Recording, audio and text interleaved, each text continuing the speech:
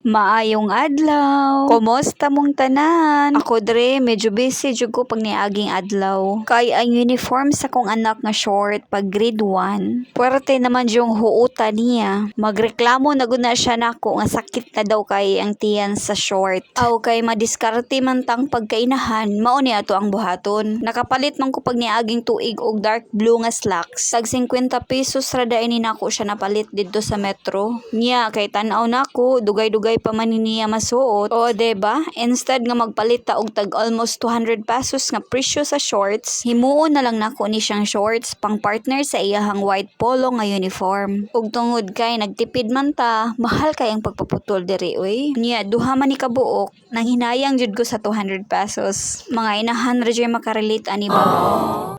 Kay balo man tagamay mo kinamot og tahi, hala larga. Sa mga inahan nga parehan nako, mao ni ako ikatambag ninyo. Sa kinabuhi, adunay gyud permi pagsulay. Pero laban lang kay moabot ra ang panahon nga ang kasubo mahimo rang pahiyom. Og sa gihapon, walay perpekto sa kinabuhi.